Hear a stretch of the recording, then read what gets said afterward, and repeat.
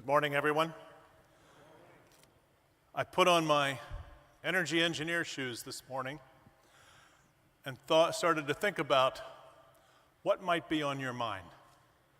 And I suspect, because I had many energy engineers working for me in my Shell Oil days, and I met with them frequently, whether they were at the refineries, whether they were in charge of offshore platforms, whether they were logistics people in the pipeline system, wherever we were using energy, I would ask them three questions. And it would have to do with the affordability, the availability, and the sustainability of what they were doing.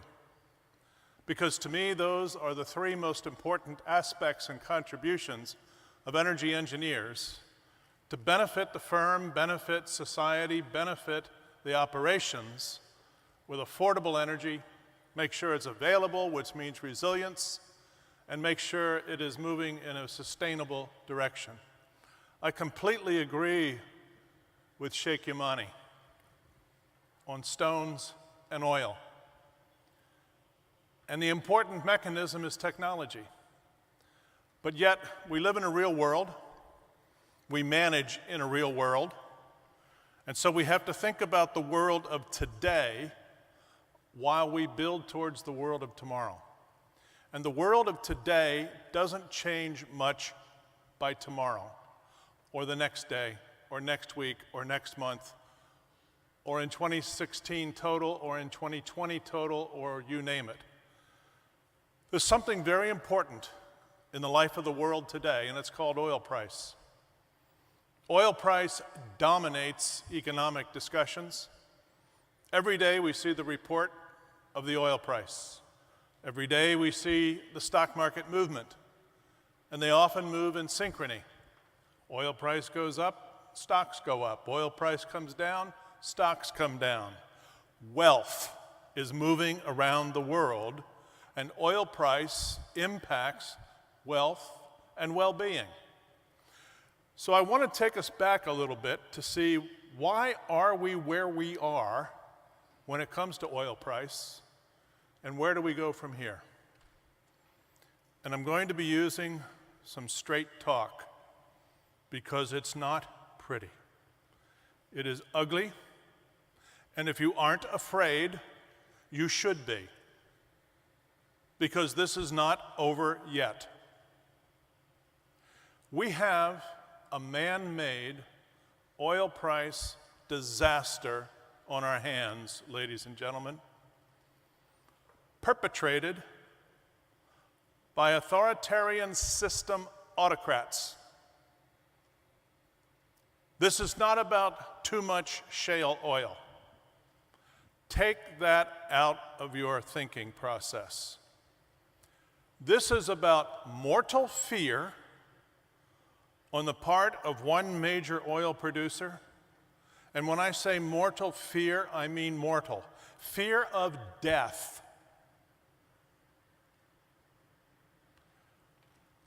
And it is a response to that fear of death by the Deputy Crown Prince of Saudi Arabia, bin Salman, that the Saudis have embarked upon a major market share strategy, which is the official name, to break the economy of Iran and to break the economy of Russia to the extent that the low oil price can do it. Drawing upon two great strengths of Saudi Arabia. One, an enormous sovereign fund that started out at $900 billion 2 years ago. And secondly, the ability to produce a lot of oil to affect markets for a period of time. And why are they doing this? Because they're on their own. They feel completely on their own against the hegemony of the Iranian-Russian effort to dominate the region of the Middle East for the Shia faith, to take into account Iran, Iraq, Syria, Libya, perhaps Jordan, remains to be seen, Lebanon, and to put the Saudis in a position of isolation with other Sunnis for the purposes of regional domination. And it is regional domination that goes back to the days of empire, Persian Empire, and the Russians are helping because A, they can, and B, there is no resistance coming from anywhere else. And for the first time since World War II, when Franklin Delano Roosevelt in the Persian Gulf said to King Saud, "You produce the oil, we'll have your back," meaning the United States of America will stand behind Saudi Arabia in return for that oil production. For the first time in the last 8 years, the Saudis have felt very alone because there is no backing anymore by the United States of America in the way there used to be. And so Putin and Khamenei, autocrats from 2 authoritarian states, can have their way anytime they choose, and that time is now. And so the Russians are overproducing because they need all the money they can get at this price. The Iranians are trying to get back to a production level they once had before the sanctions were imposed. And Western companies were prohibited from doing business with Iran, and those sanctions are now coming to an end. And new agreements are enabling the Iranians to begin producing more oil, and they need every dollar they can from the sale of oil. But here's the rub. The collateral damage is the United States of America and the oil and gas industry in this country. That translates into 400,000 laid-off people. It translates into 170 bankruptcies already in court, with another 70 pending. It translates into a supply chain that's now broken and unable to respond, if there was a response to be made, to a rise in the oil price and an increase in domestic oil production. And it amounts to a completely fatigued financial industry that is not about to back energy investment anytime soon. And so the precariousness of the oil and gas sector should have every energy engineer worried and fearful. Because where is this going? What's going to happen next? In its real time, it is now, and it is upon us. So that's the bad news. And it's not going away quickly, because after spending $300 billion of the Saudi sovereign fund, and after borrowing $100 billion and selling bonds for another $100 billion, we're still at an oil price that is below the cost of production for most of the oil of the world. The industry has pushed out more than $300 billion in capital investment. The number of oil wells in the United States that will be drilled this year is about less than a third of what were drilled previously. We've gone from 1,400 rigs to 400 rigs in the United States today. And all those 1,000 rigs that have been laid down, many of them will never come back because they're being cannibalized in support of the other 400. And the pumping trucks that do the fracking, 5,500 pumping trucks sitting in a desert in New Mexico will probably never see the light of day again because they're too being cannibalized. So the industry is in a mess. And what that means is enjoy the low oil price while it lasts, because guess what? The cure to low oil prices is low oil prices.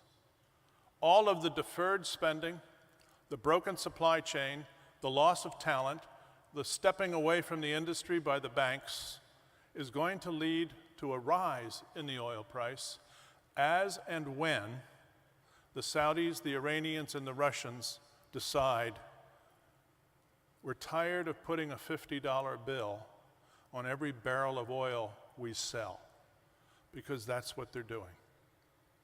They are taking a $50 bill equivalent in their local currency because the cost of running their systems, their governments, plus the industry, is over $100 a barrel.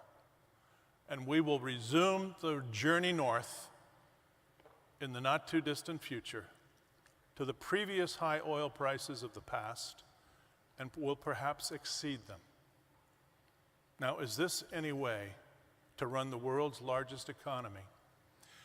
Is this any way for the national leadership of this country, from Richard Nixon to Barack Obama, each of whom have promised, each president in between has promised a plan for energy independence in this country, from the first Arab oil embargo in October of 1973 to today, and every single president has failed, accompanied by 22 Congresses, each of which has also promised energy independence and have also failed, including this Congress.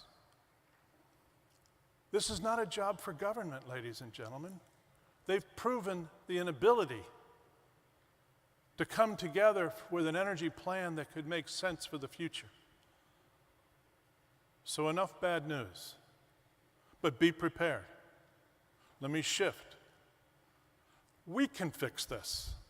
When I say we, I mean the creativity, the innovation, and the ingenuity of people from the industry, of the industry, within the industry, with a few government enablers. A few government enablers that in the wisdom of time actually get us to the point that we just heard about, which is the end of fossil fuel. That's no great tragedy. We don't make many buggy whips anymore, but we used to. We have more horsepower on the streets of New York City than anyone ever imagined in the livelihood of the nation. And if there were true horses creating the mobility of New York City to the extent of the horsepower being utilized in New York City, we'd be cleaning 8 feet of crap out of New York City every day. So we can move on to what the next technologies will be. And the sooner the better in many respects. But in the meantime, study after study after study by the IEA, the EIA says in the year 2050, we will probably need every bit of the oil and gas and coal that we use today to supply the world, because demand does not sit still. And so for the period of the 21st century, we're looking at a both-and combination of traditional and new, alternatives and renewables and traditional and trusted, combined to provide economic growth, economic development, quality of life, and, yes, sustainability over time. And we need it all. How do we do it? Well, we don't count on government to make it happen. We count on ourselves. If we just begin to think about our dependence today in this country, we can't get through the day today without 7 million barrels of oil from abroad. Every day. It used to be 10. So yes, we've done some good for ourselves going down the path toward independence, and we've reduced imports by 3 million barrels a day, which is a lot of imports, but it's still 7. How many days could we go without oil imports? Not one. Without seeing gasoline lines and skyrocketing prices, because people don't like fear of loss of supply. But there's an alternative, a range of alternatives. There's not just one alternative, but let's take the biggest one, which we do not exploit. We avoid it, foolishly. Natural gas as a transportation fuel. And yes, I agree, 40% of all the energy we consume is for transportation, which we heard earlier. We could benefit a third of our energy for transportation with natural gas in 5 different formats, from LNG to CNG to GTL to ethanol to methanol. And the internal combustion engine could be adapted to all 5. And whether that's for trucks or buses, or whether that's for personal cars, the number of internal combustion engines on the road today will continue for the next 4 decades. Yes, there will be more electric vehicles, and the sooner the better. And I spent 10 years of my last 12 years on the Department of Energy's Hydrogen Technology Advisory Committee working on hydrogen fuel cells. So whether it's batteries or hydrogen fuel cells, I'm all about electrification of the fleet. But let's remember how embedded the internal combustion engine is and how committed the auto companies are to the internal combustion engine. And yes, let's look at the economics of the internal combustion engine, which are pretty darn good. And if you bring in natural gas, it gets even better. Because not only is natural gas more available and more affordable, natural gas has half the CO2 of oil. And so you can clean up a lot of sustainability objectives with natural gas, as well as drop the price of fuel, as well as rely upon a domestic fuel, which speaks to the energy independence issue. We could eliminate 7 million barrels a day of imports with natural gas in those 5 formats, with a couple of government enablers. Make methanol a legal fuel.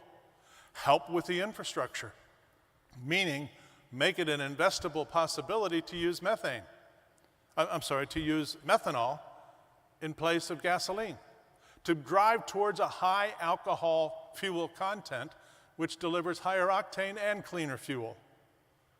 And by putting those higher octane domestic sources from natural gas, we clean the air, we reduce the particulates, and we mobilize not only a domestic fleet, we mobilize a domestic economy because it creates 1 million jobs.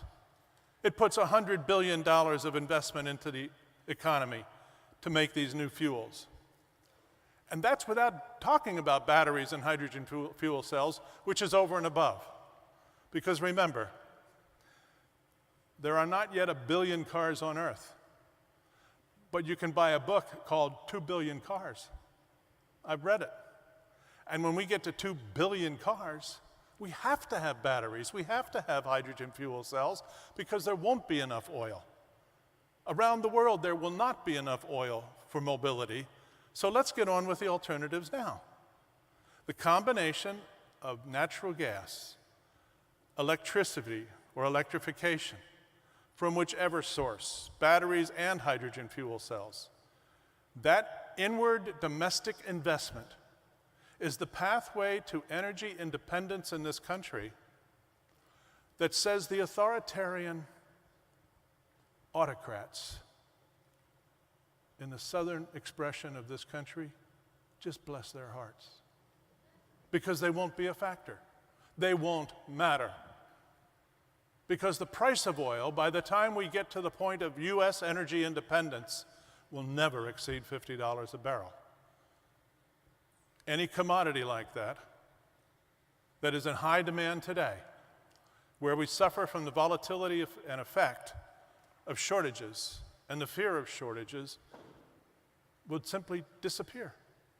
And it's not to worry about in the future. So how do we get that done? Well, there are 4 things we have to do. This is not easy, or we would have done it already. First and foremost, we have to get people's attention. How do we get people's attention? When they can buy gas every day, when they can flip a switch and the lights come on every day, it's a little hard to get their attention.